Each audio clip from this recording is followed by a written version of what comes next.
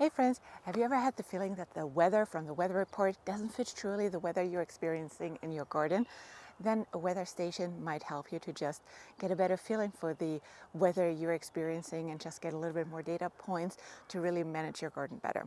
So I have a weather station up here for almost 2 years now, and I'll walk you through in this video why I got it, how it helped me really to understand the weather here, because we are somewhat in a ditch from around the area, so there is a certain microclimate going on, and what we can do to really, how we can use that data and how it helps me throughout the season in my garden. So let's get started. So what's important when you get a weather station is to think about the position you want to put it in. You want to have a position where it is free and not obstructed. Think about the trees, how they grow and how they could influence it. We got some junipers which really grew a lot in the last few years. It is important when you have like large trees or houses or buildings around that you think of it as a length. If you would flip that tree on the side, how far is that tree away from the weather station? That is usually what they say. That is the distance you should keep it away from this obstruction to mount your weather station. So for us, it's on the fence line, like in the middle, to really have the most clearest, unobstructed field here for the weather station. And then it's also important to have it quite high up so you get a good sensing. I think this is in 14 or 16 foot pole, something around that. And what we used here is it's just a regular, very, very solid pipe, which you get in a home improvement store. And what we did was we sprayed it with an UV protection so that the plastic doesn't crack over time, because it's exposed to the elements here in New England. And as you know, those elements can be rough on material. So it was sprayed with the UV, and then we just attached it solid with some zip ties, with some really strong zip ties and some like bungee cord here. And again, it's been out there for now almost 2 years. In July it will be 2 years, so it has seen a bunch of storms, winters and whatever, so that has worked very, very well for us. So why should you get a weather station?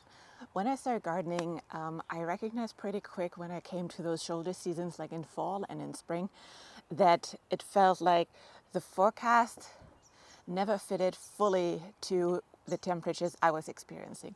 And as you know, especially in spring and in fall, when you come close to those frost temperatures, it is like a few degrees do make a difference, right? It's a few degrees of, do you have still plants the other day, or are they gone, dead, or are wiped out by the first frost?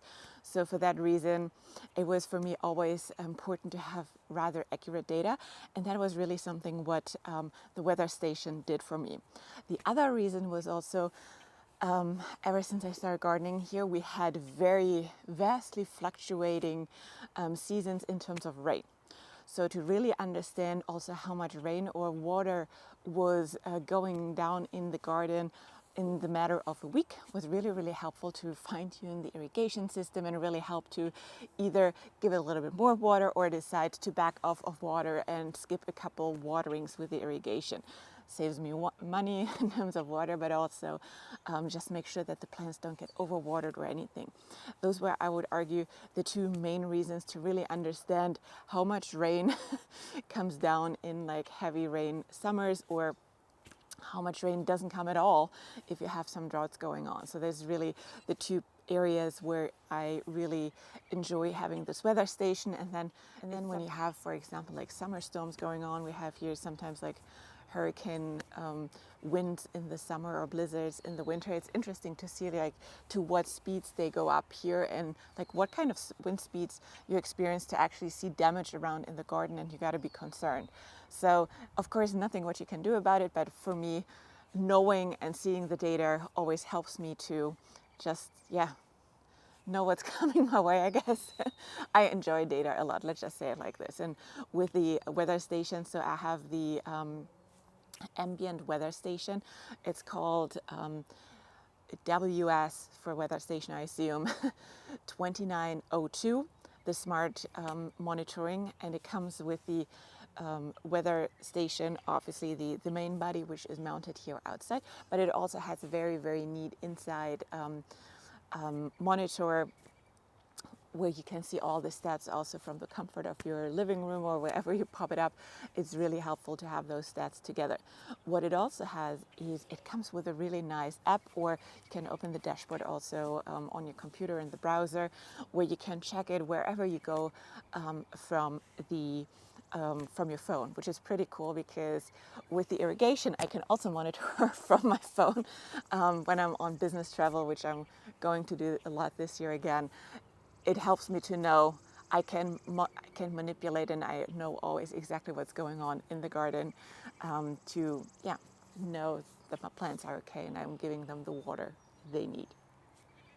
In terms of what I decided, or what were my decision criteria for the weather station itself, when you go and look, for example, on Amazon and search for weather stations, you will find a wide range of weather stations. So from like as cheap, I would say like 60, 70 bucks to, as per usual, you can go down a very deep and pricey rabbit hole in that regard. And I think like the most expensive ones run like $500-600 for like the home gardener, and then of course there are commercial varieties which go even higher.